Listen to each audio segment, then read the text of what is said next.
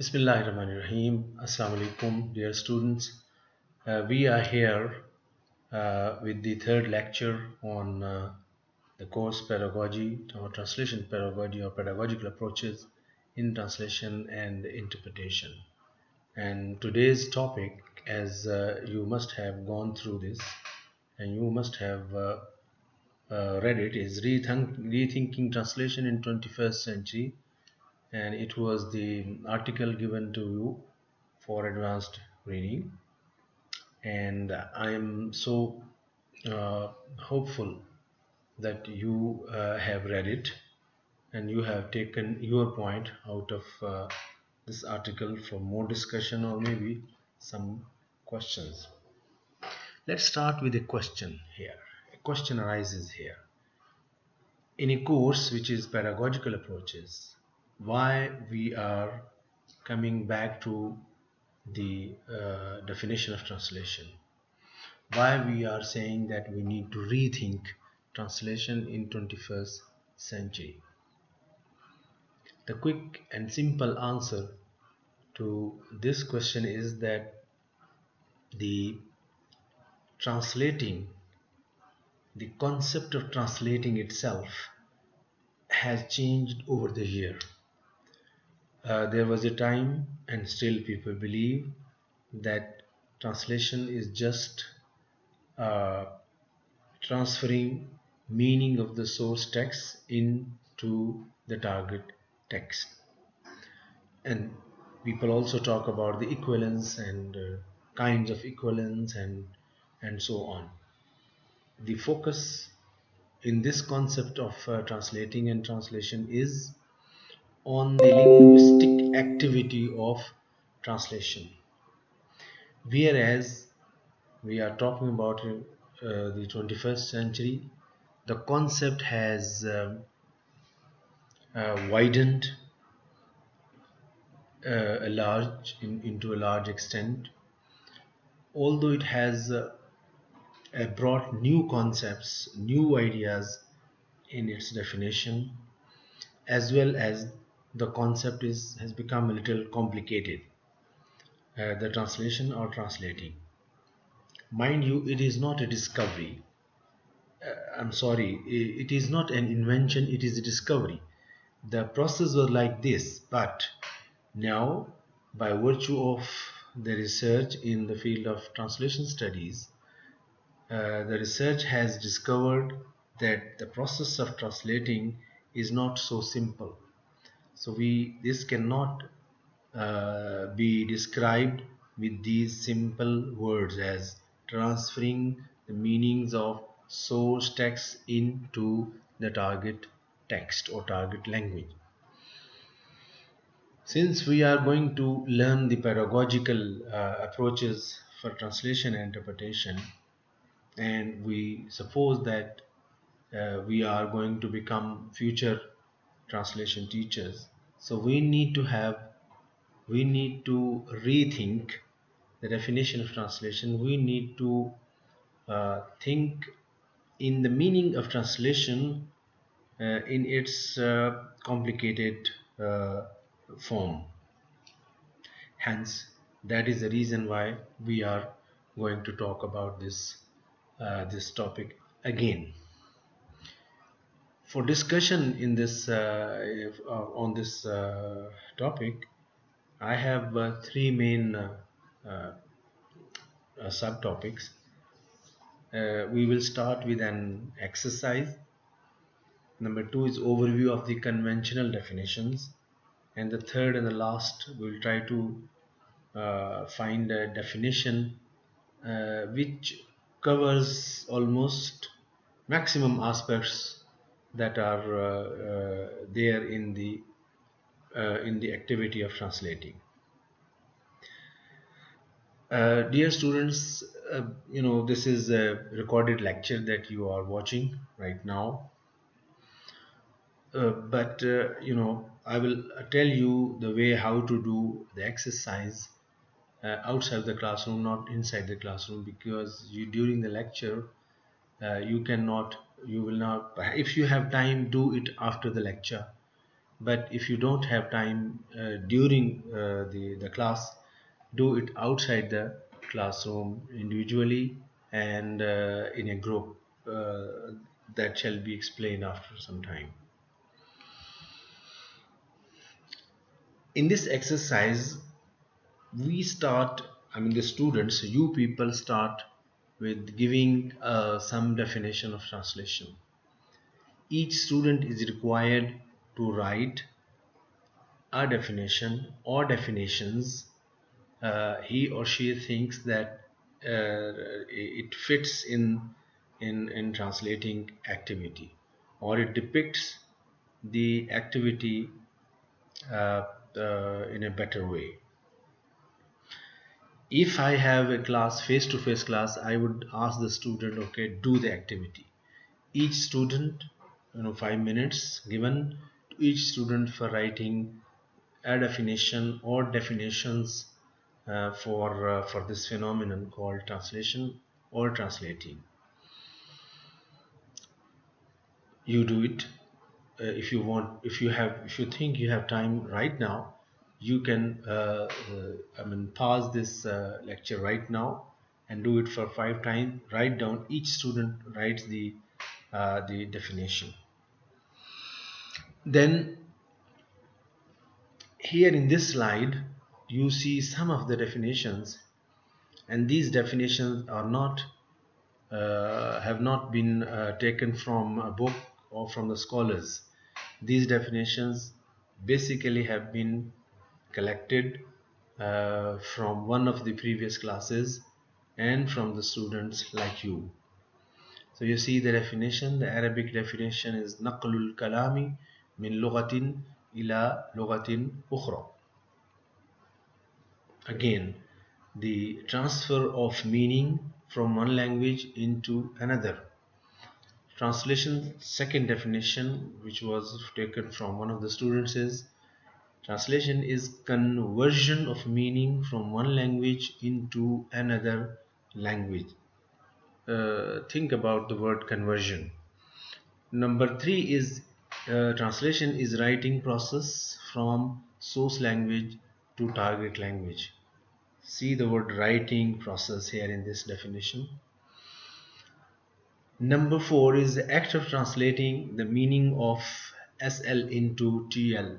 It's almost similar or near to definition number one.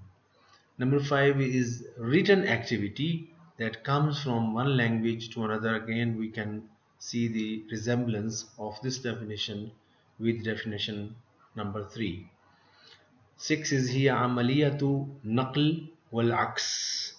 That means the from one source language to other, and from the other source, the target languages become the source language, and the the those source language in the first instance becomes the target language, both ways, bilateral. Seven is a technique to convert one language into another language. If you uh, if you see these definitions of students, you find that they all almost revolve around transferring, converting the meanings, or something like that, the from one language to another, from one source text to another source text.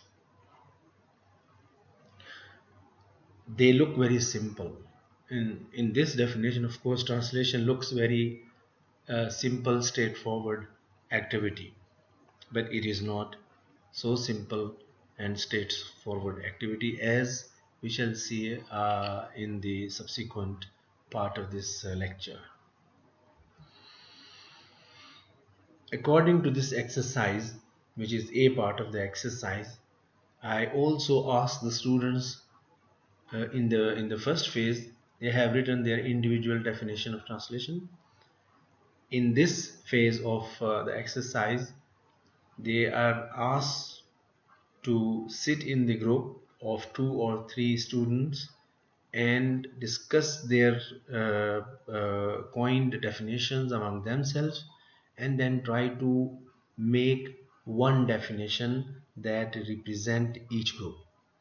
Now, three people there, two people here, and so they can also work like a group, discuss each definitions in front of them, and the elements on in each definition, and in the end they can come up with one definition, and we can say this definition represents group A or group B or C, and so on. So you are also required to do this exercise again, keeping in mind the available time. If you have time, if you think you have time, you can stop for 5 minutes and do this activity inside the classroom, and keep the result of this activity. And I shall be asking you, I shall be, which we all shall be discussing the result of this activity when we meet on tomorrow, inshallah. Tuesday we have face-to-face class. There, at that time, we can you know exchange our views on the definitions that you have already prepared, you would have already prepared in group shape. So this is the discussion part that I was talking about. Now exercise, and I have brought B part of the exercises. I have brought three examples. The first example is from Arabic into English. The second example is from English into Arabic, and the third example is from Urdu into English. And again, I'm most of the time I'm relying on the efforts of the students in some of the previous classes. Here you see the Arabic text written, and it is أنت تخفق في مشروعك التجاري والآن تود أن تغادر بيتك وتجرب حظك في المناخات التجارية الأخرى، ليس لأن إخفاقك هذا نفخ فيك روحا محفزا جديدا، بل لأنك ترغب في المقام الأول أن تخفي وجهك عن الذين شاهدوا فشلك.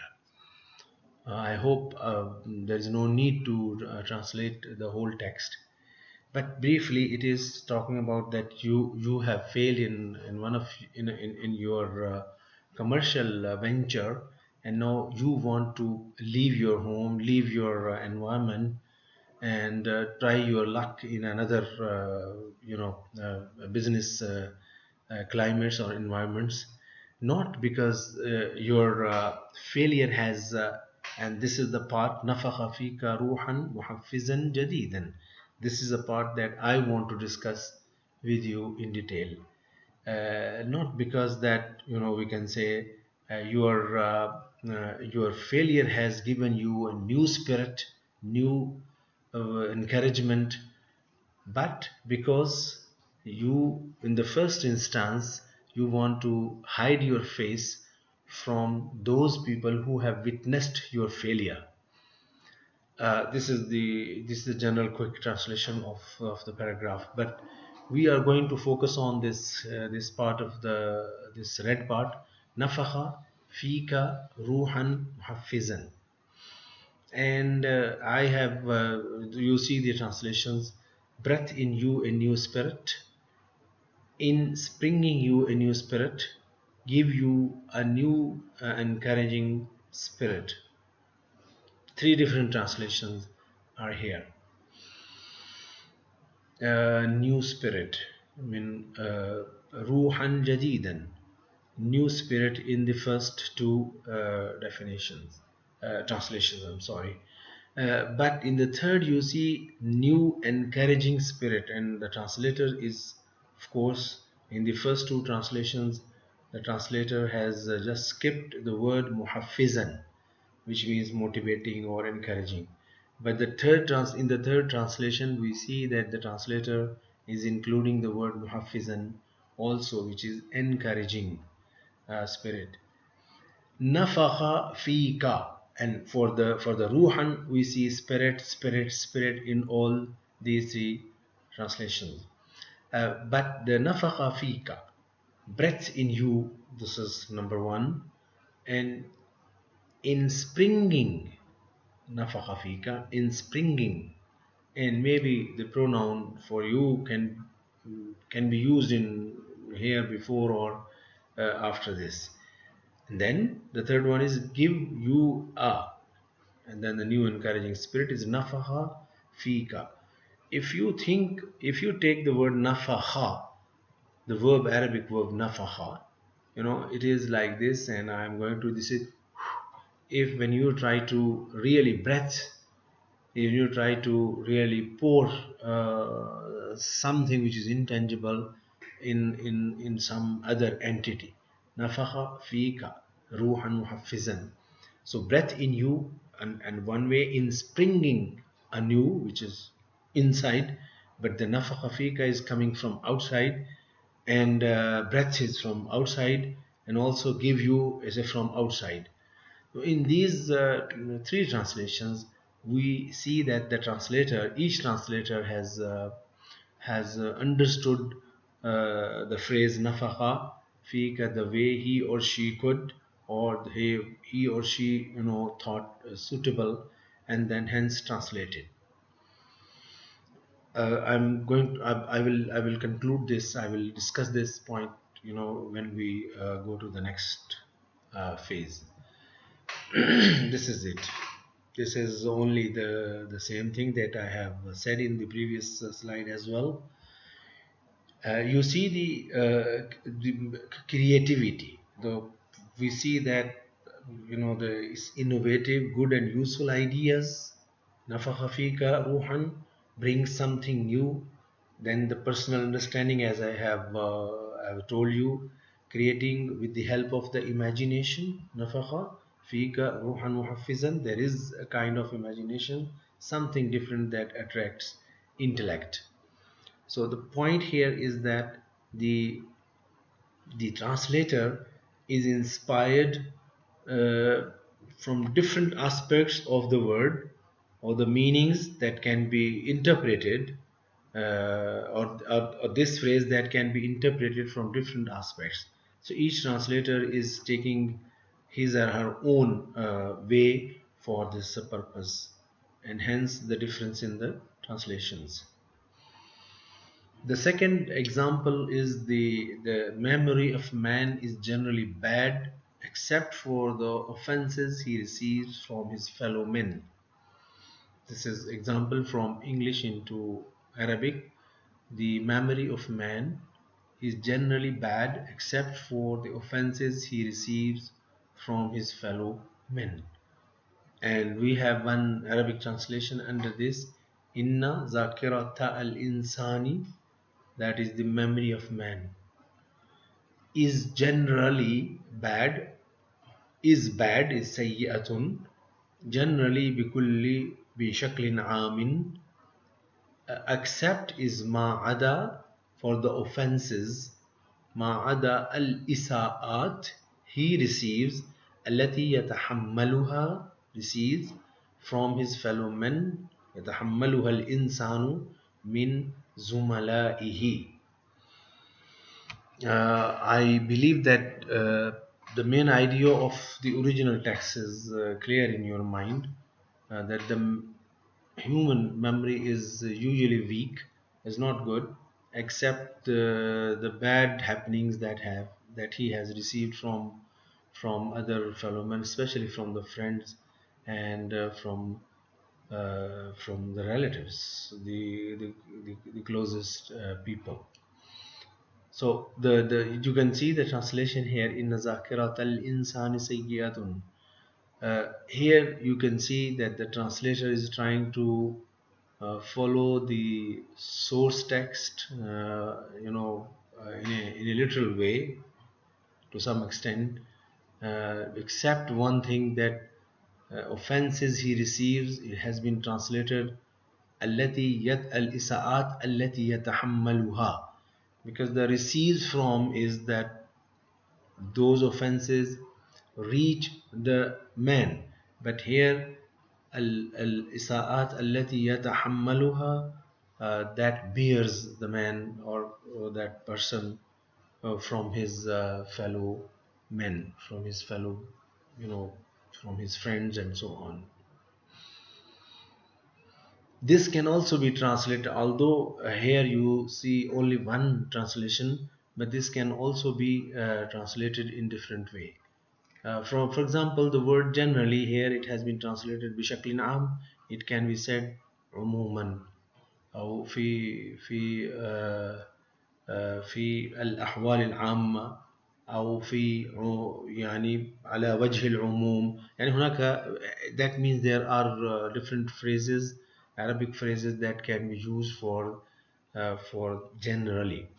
But for the offenses he receives, here the translation, as I said and I repeat, الإساءات التي يتحملها, for the offenses he receives, and we say uh, the mm, the the the الإساءات التي عانى منها الإنسان من أصدقائه من أخلائه فلمن من زملائه ومن أخلائه عانى منها. Now عانى منها, that is, he has suffered from, the offenses or the hardships suffered by a man from, uh, you see, if I take these offenses he received from, I can say that the عانى منها, or I can say يتحملها الإنسان,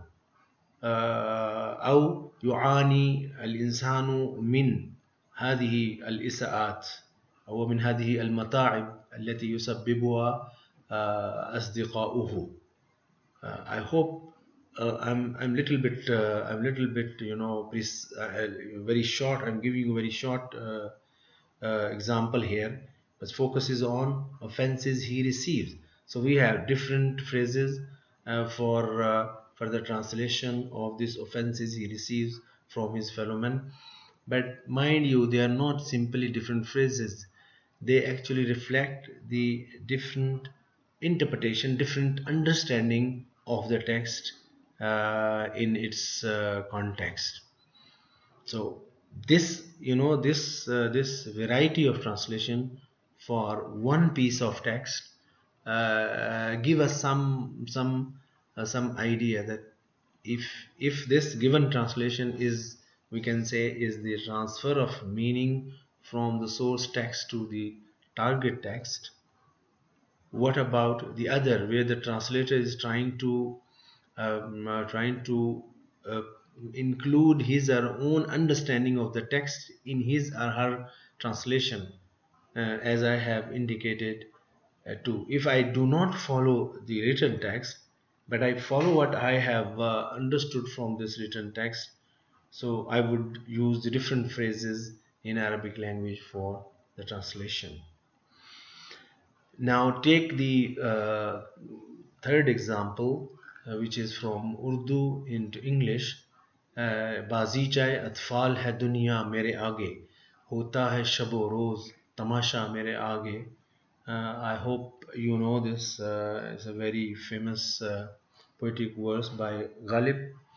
Uh, I don't need to explain this verse for you, because I'm sure you all understand the basic meaning of this verse. But you see this uh, again. These are translations done by the students during one of the previous classes. The bazichaye atfal hai dunya mere aage. This world is a child play for me. So the translator, mere aage, translator is using for me. In the second translation, this world is childish game in front of me. Mere aage has been translated with in front of me, whereas the first translation say for me. Uh, the third translation, world to me is childish play to me. In front of me, to me, for me, of course, different focus in the meaning. बाजी चाहे अतफाल है दुनिया मेरे आगे. Number 4, world is like a child for me. I will request you don't focus on the linguistic or translation mistakes in this translation, because the point is not this. What we want to understand is a different, that how the individual translators, or the translators, their personality or their makeup or their thinking or their, their whole mind, how these factors affect the translation. The next one, the world is like a playground for me. You can also say that it's a kind of mistake. Bazi chahe atfal hai duniya mere aage. The world is like a child house for me. Bazi chahe atfal is a child house for me. See the last translation. I'm living in the world of uncertainty. बाजी चाहे अतफाल है दुनिया मेरे आगे.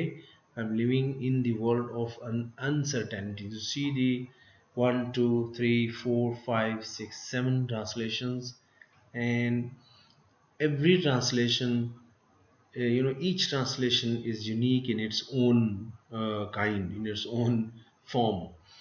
And if we just ignore as I said, the linguistic or the translational mistake, we can point out the differences in all these translations.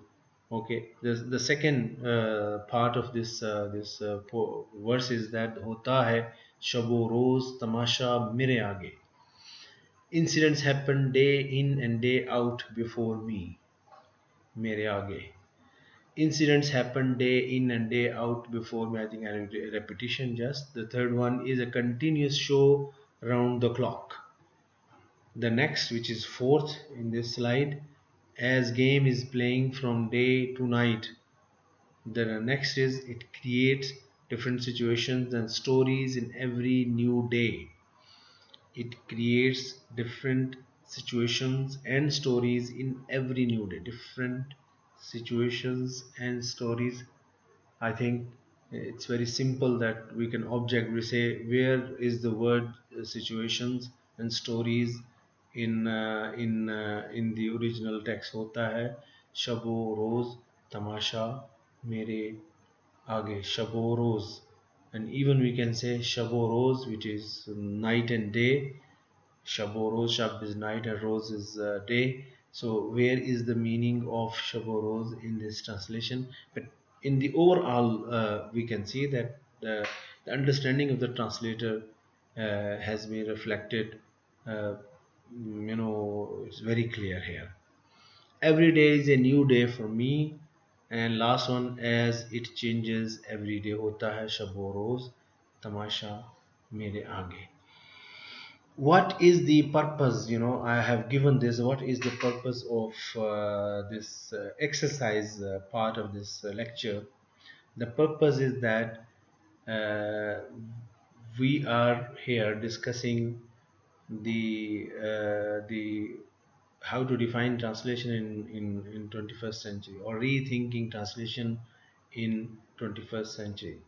So the purpose of bringing these examples, that we see the variety of translations for one source text. And you can also translate these texts three from Arabic, from Arabic into English, from English into Arabic, and now from Urdu into English. And if you do this exercise by yourself, I'm sure your translation would be different even from all these 6 or 7 translations given here. With this, we can move on to the next part of the lecture, which is overview of the conventional definitions. Here, I have brought some of the conventional definitions that are available in the textbooks, and you people must have gone through most of these definitions while learning translation. Transfer of meaning or words from SL to TL, number one. Number two is converting the meaning from SL to TL.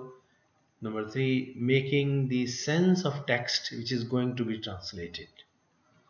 Making the sense of text. I'm sorry, making the sense of context which is going to be translated. Making the sense of context which is going to be translated. In the text is there, but the translation is the process of making sense of the context in which this text is produced or for which the text has been produced. Number four is a description of the words and meaning from one language to the other. Description of the words and meaning from usually, your phrases, your sentences can be different, but you will see that the definitions usually, they cover these aspects. The another way of defining translation in the conventional thinking is that translation is a mirror of source text. T stands for translation. Translation is a mirror of source text. That means if you put the source text in front of the target text, your target text your target text should reflect the the source text as if the source text is the mirror, and if you put something in front of the mirror, that thing appears the way it is actually through this mirror. So here the translation becomes a mirror, which of course leads toward the reflection of source text in the target text. Of course, this is a metaphor use. Usually, there are a lot of metaphors that are used for defining translation, and this is one of the metaphors which makes things very, very easy for the sake of understanding, but at a certain level. But now we are discussing. You are research students now, so we need to discuss the phenomenon of translation in its real complexity. See the definition number 6. Translation is easy to understand and define. This kind of concept or definition of translation is very, very much dominant in our society. Every day I face this. I see that the perception of the people about translation is this: it is easy to understand. Translation is easy to understand and easy to define. uh, but this definition is also there in the material. Number 7, another concept or definition of translation: anyone can translation. Anyone means those who know two languages, they can translate. That also presents the process of translation as is a simple, easy process that anyone with the two languages can carry easily. Uh, Translation is finding an equivalent in target text for source text. Now, the word equivalent is a keyword that has been used in such definitions. So, the finding an equivalent is just like weighing the words. That if one word is of 1 kg in the source text, so the translator brings another word in the target text, which is equal in when we weigh this with that word. Saying the same thing in another language. This is also very famous. One of the famous translations, definition of the translation is saying the same thing in another language. The thing which has been said in the source text, if it is said in the same thing is said in the target text, it is translation. Again, a very simple concept about the translation: transferring meaning without altering the message at all. Now, see, another condition has been put in this definition is transfer meaning, okay, without altering the message at all.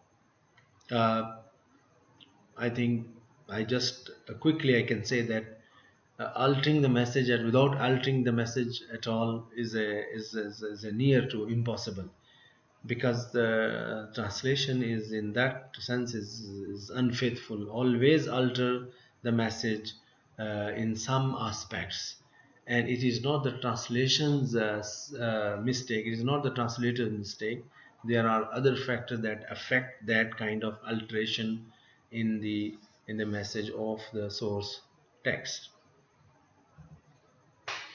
Translation is replacing and substituting. You replace the words of the source text with the words of the target text. So replace and substitute. It is a mechanical work, which is if you learn that mechanical work, you can do it quickly. Uh, the other conventional definition suggests that the translation is invisible, because what is in it, it is just the process of replacement and substituting. So the translator is invisible. Translator role is not very important. That should be mentioned, or that should be given due significance. Simplicity of the translation process is also one of the major elements in another definition of conventional definition of translation. Now, this is the situation here, and my experience tells me that when I talk to my students at the different levels, they have almost this kind of concept about the translation. I'm sure your concept is also same. Now, make your mind ready for another step, for another phase, for rethinking translation while we are discussing this topic here. Now, attempt to defining translation in 21st century. What are the difficulties and the reasons for these difficulties when we try to define the translating activity in 21st century? And when I say 21st century, mind you, it is not the number. Actually, it is the whole environment, because the 21st century, we are talking about the advancements in human mind, advancements in technology, advancements in other sciences, our awareness about who we are, or you know what we know about our environment and our in human society, and a lot of other things. So the difficulties, number one, is the complexity involved. The process of translation is not so simple, as we have seen in the previous exercise part, that why one translator is thinking differently from the other. Uh, it is not that because maybe his or her knowledge is different, maybe, and this also shows a complexity. But the complexity is intensified by some other factors as well, and I'm sure we will be touching those factors. Epistemology of the era and area. When we say epistemology, means the scientific foundation for any branch of knowledge. The foundation for any branch of knowledge is the epistemology of the era and area. The language that is used in chemistry, although they are same words, English word. Take the example of English or Urdu or Arabic. The words are same, but they are used for different purposes in a different meaning. Take one example. I give you here one example. The word submission. The word, I'm not talking about the dictionary meaning or the difference in the meanings of the word in the dictionary. I'm talking about the word submission. I submit. I submitted my application. Only this, submitted my application. It has, what do I understand when I say I submitted my application? One, understanding could be that I went to some offices physically and took my application in the physical form and handed over this application to someone there. Now, this is the meaning. This could be one of the meanings. The other could be by virtue of the advancement technology that you fill the form online and in the end you say submit. You haven't gone to anyone. You have not moved from your place. You are just sitting at your place using your laptop or a device for that purpose and sending all of your information through online or through soft copies. So you have submitted. The meaning there, the meaning here. Maybe the meaning of submission, technical meaning of submission, is that you submitted the application, but do you think you have submitted the application online?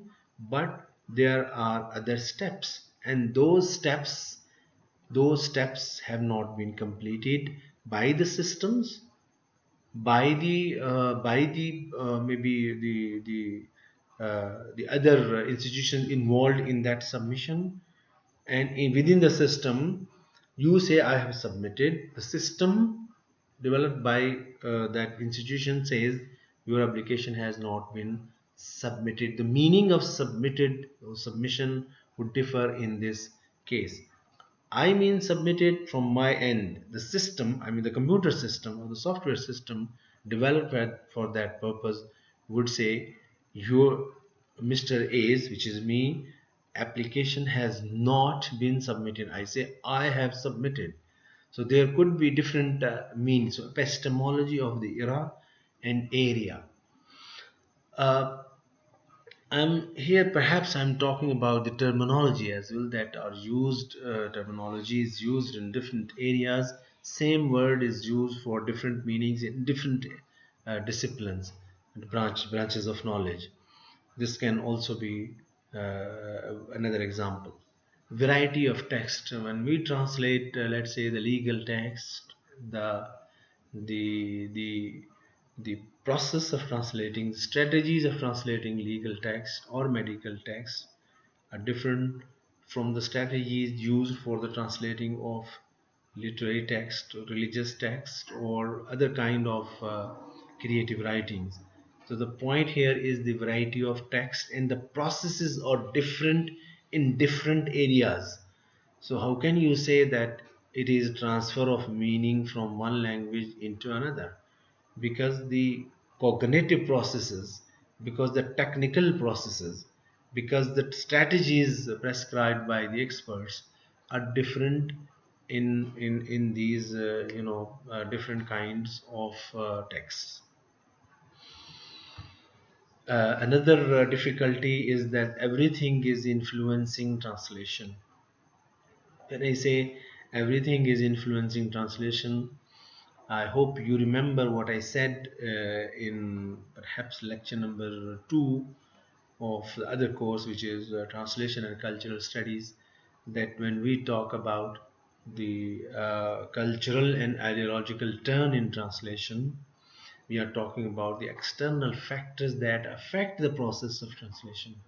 So when we say everything is influencing translation, uh, let's take a very simple example. If your mood is good, if your health is good, if you are happy and you are given a piece of text for the translation and you translate, and you are happy, you are contented, and you gave full attention to your work, and then you produce a translation. Suppose you are given the same text but your mood is not good. Perhaps you are angry, perhaps you are hungry or angry, or maybe you have some problems that are taking your energy or diverting you from your work. And in that situation, if you translate that the same text into the same language, you will find that your translation differs from your own translation that were done in a different. So what does this mean? That the external things are affecting the process of translation. And we are here, of course, discussing how to define the process of or translation or translating process. So the same person, it is you, same language pair, let's say from Arabic into English, it is you, the same paragraph, but because of the different other factors, your own translation, two translations are not same or even not similar. They are different in different aspects. Another difficulty of difficulty, and this is the reason why it is not easy to define translation.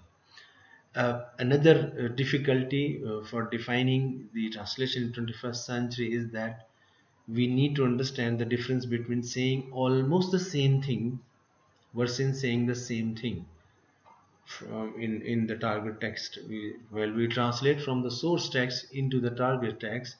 This means that saying almost the same thing. Almost the same thing is one view, and the other is saying the same thing in the target text based on the source text. So this apparently a very tiny difference between saying almost the same thing and saying the same thing. It appears that it is very minor difference, but actually the difference is very huge practically, because when we say almost the same thing, we are giving some flexibility to the translation process, not the translators. Translation process, because the translation process needs flexibility. You see the saying the same thing. Why these translations are different? Why these translations are different? Why these translations are different, whereas the text is one? So we are here trying to incorporate this aspect of uh, of uh, of translation. Well, another difficulty and the reason for behind defining the translation is that there is no absolute equivalence in languages. Actually, there is no absolute equivalence in the whole life. Every human is different from other. Even the siblings, they are different. The brothers, they have differences. The sisters, they have differences. Although their parents are one, but this is, and the same is applied on other phenomenon of nature and life. The absolute equivalence does not exist in the life, hence in the translation. So in other meetings and lectures, I think, because I give the example too much, you say breakfast in English, and in Arabic we say futur, and in Urdu we say nashta. But if you analyze these three words in their actual cultural context, you will find the meanings are different. What we eat in nashta in Urdu, here in the subcontinent, and what the English speaking people take in breakfast, or what is eaten by the Arabs in al futur, you will see that the meaning, the contextual cultural meaning of the same thing is different here. And so there's no absolute equivalence. Even this is something which is to be eaten. So what about the ideas? What about the intangible ideas? They cannot be touched, they cannot be seen. So the problem there complicate is more complicated than here in the tangible things. The question of faithfulness, another aspect of the difficulty faced by the theorists, how to define translation process in 21st century, is that the question of faithfulness. When we say the translator should be faithful to the source text, here a lot of questions arise.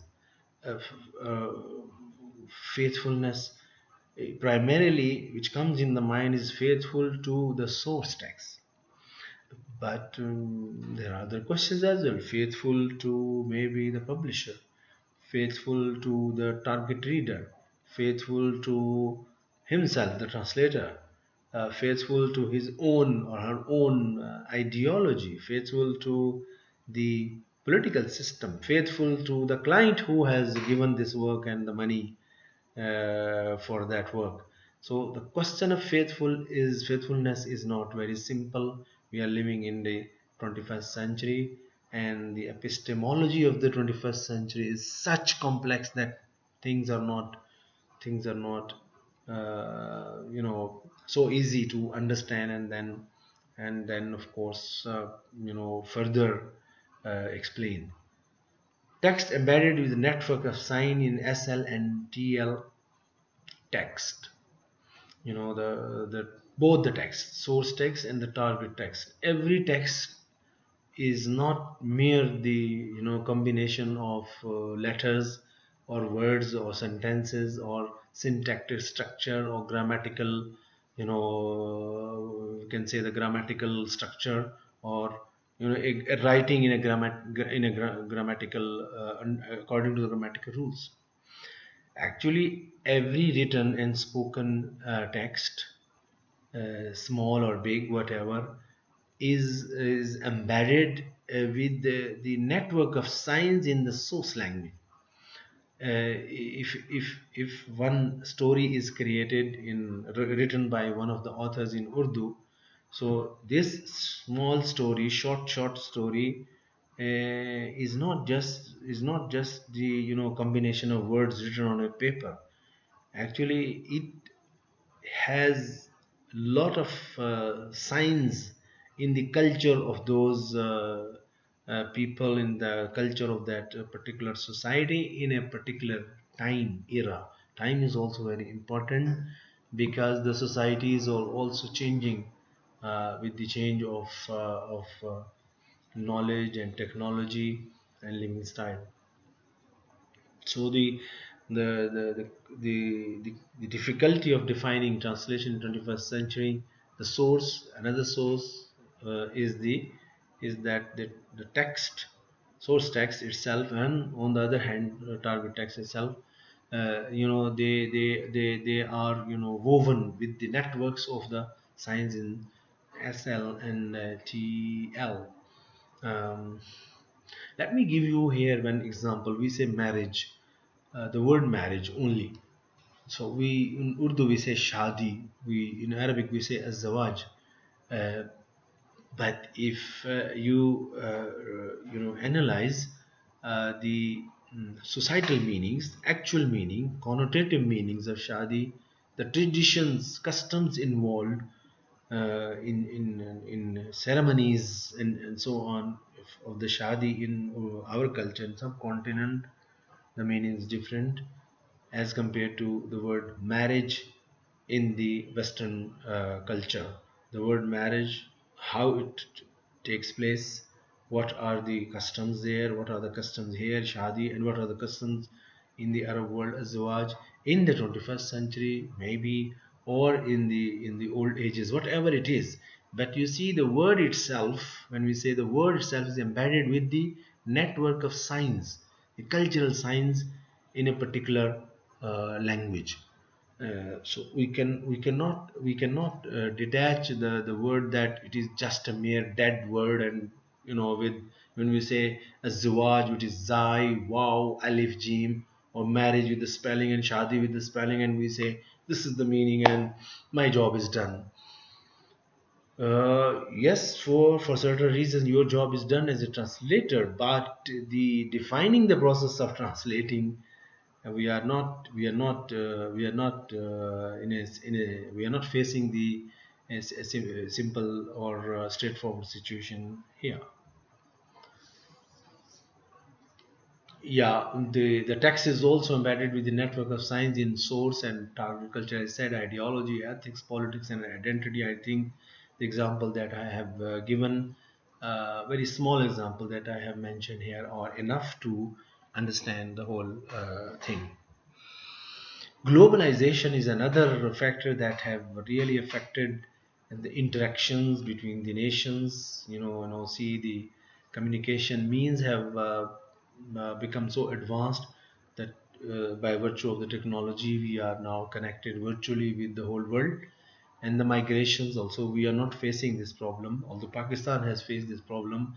And the pluralism with the Western societies, they are now facing this problem. Influence of discourse on translator choices.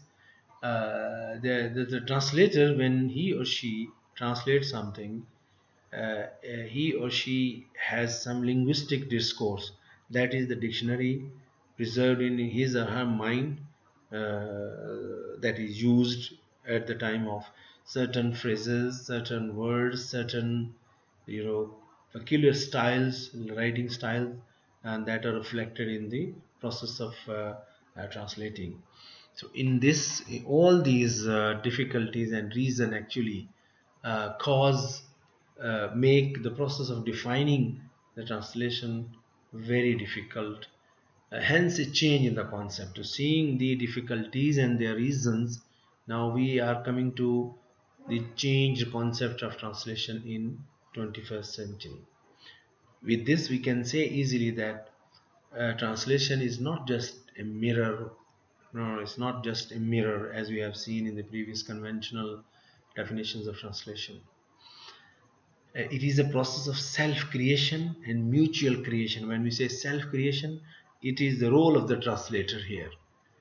Because the translator himself, mutual creation means the original writer is there, the readers are there, the clients is there, the publisher is there, the critics are there, those who would critic. And when the translators translate something, he or she, is influenced knowingly or unknowingly by these. So there is a mutual creation. We cannot say that the translator is working alone, aloof, devoid of all these influences. Number three is neither author nor the translator exercise their absolute authority. The translator, of course, the author has written whatever he wanted to write, but the translator, when he tries to translate, he also has no, the writer cannot say, oh, I wanted to say that but it has been changed. But translator can also, can exercise his full authority on the source text. Translation is ongoing, unfinished and inconclusive dialogue. That's why we say that, take the example of famous books and why they have been translated time and again. Take, for example, Quran Kareem. Why Quran Kareem in one language? In Urdu, you see after every 5 years we see a new translation. That means ongoing, unfinished. It's not never finishing. Shakespeare is being translated many times in one language. I'm not talking about. I remember that one of the Shakespeare's famous writing was the um, what, I forgot the name, but I think it was Othello. Yes, it was Othello, and it was in Arabic. It was translated more than 5 times, and people were again translating that the famous writers, especially when the need be, the new translations are there, and it is not that they think the previous translations are not good. Because the change, with the passage of the time, the language itself changes, source languages itself changes, not that, of course, I mean the target languages of, I'm sorry, target languages change. So, and their readers, their recipients, their minds are now different, they have different vocabulary, so hence there is a need for new translation of the same text, source text. Element of manipulation is always is also there, especially when famous texts are translated, because the translators, they manipulate out of their own ideology, they manipulate translation, maybe because of the external factors.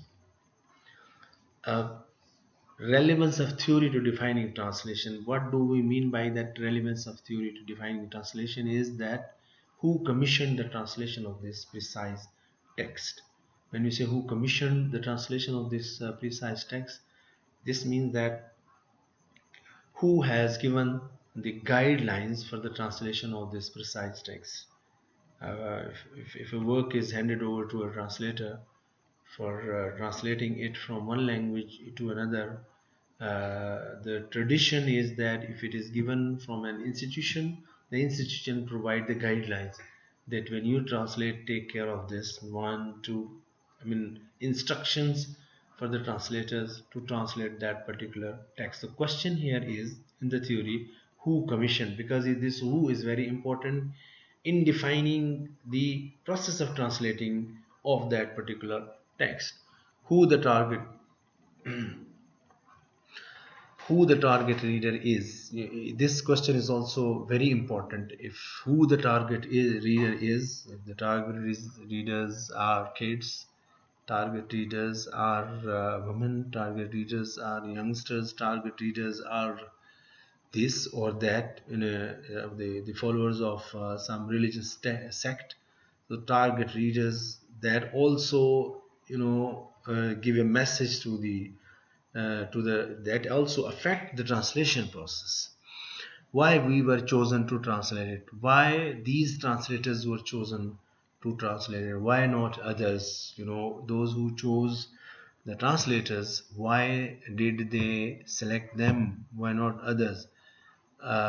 This is also, this also tells us why the, the the process of translating itself is a different from the conventional thinking about the translation. Impact of chosen theory as starting point on thinking about translation. We have a lot of translation theories. We say the theory equivalence theory and the shift theory, the linguistic theories, and then there's a number of non-linguistic theories in translation. So we when we think about the translation from the politically influenced theory of translation, or where there we see that the translation is a political activity. If we perceive the translation process as a politically motivated activity, we would define the translation as in a different way. So it's not transferring the meaning of source text into the target text. And if the translator is motivated by the religious point of view or religious philosophy, and we see the translation process from that aspect, of course this will also bring a new element and more complication in defining the translation in 21st century. I hope these difficulties and hence a change in the concept with these quick points that tell us why the concept of translation should be changed. We can devise our own definition of translation. You can also do that in the light of what has been discussed here in this lecture. For me, I have prepared a definition, and I don't claim that this is a comprehensive definition, but I think this definition is a good starting point to develop more good definitions for this this black box called translating or translation process. See this a definition. In this definition you see recreating a text based upon the source text. My definition, my focus is on the word recreating. The rest of course is based upon the source text, is very easy to understand. But recreating a text, when I use in this definition the word recreating, I'm trying to incorporate all the changes that we have discussed earlier, changes in the concept of translating. See these changes? It is not just a mirror, because no way translation can be considered a mirror of the source text. It's a process of self-creation and mutual creation. I mean, not one person, there are many players around the translation process. Neither the author nor the translator exercise their absolute, they cannot both. An ongoing, unfinished, inconclusive dialogue, element of manipulation, relevance of theory, and then different aspects of theory. With this, I'm using the word recreating a text based upon the source text. So the process of recreation. The original text has already been created by someone. Now the translator comes and recreate that text in the target language. This recreating, the word keyword in this definition is, this requires a lot of thinking, a lot of analysis, and a lot of referring back to what we have discussed earlier. And with this I would advise you, and this is a kind of assignment, and I would like to see this, that you create your own definition in the light of what we have discussed so far in this lecture, and the example that have been discussed that are there in the PPT as well. And then in the light of this present definition, which is mine, recreating, the only word recreating, you also bring a good definition of translation in 21st century, which takes care of almost all these factors of complexity, factors of the political factors, cultural factors, the factor related to context, the religious factors, technology related factors, and so on, so forth.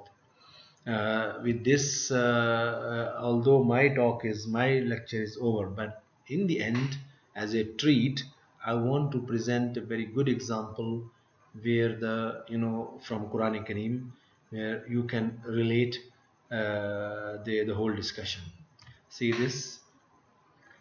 أعوذ بالله من الشيطان الرجيم ووجدك ضالا فهدى. We are focusing on the word ضالا here in the translation, and here we have 7 translations from the different translators. I did not write the name of the translators for the sake of we have personal inclinations to some of the translators, and some of the translators are not not very we don't like them too much, so that's why I did not mention the name of the translator. So see the first translation: and he found you, wa wajadaka, and he found you, dalan, lost, fahada, and guided you. So the word dalan has been translated with the word lost. Second translation says, did he not find thee wandering and direct thee? Wajadaka dalan. I think this is related to the previous ayat, previous verses. So did he not find that the word dalan is translated with wandering. 3 is, and he found thee wandering and he gave thee guidance, same word. 4, and find you lost, and within the bracket the explanation of lost is given, that is unrecognized by men. Now see the first lost without any explanation within the bracket, and this lost with this explanation, that is unrecognized by men. Totally a different direction, totally a different meaning. Number 5, did he not find you wandering about and give you guidance? Wandering about and give you guidance. So this is also slightly changed from the wandering and wandering about. Number 6, and he found you unaware. Dalan has been translated with unaware, and within the bracket there is explanation of the word unaware of the Quran, its legal laws and prophethood, etc., and guided you. The seventh one is, did he not find the erring and guide the erring?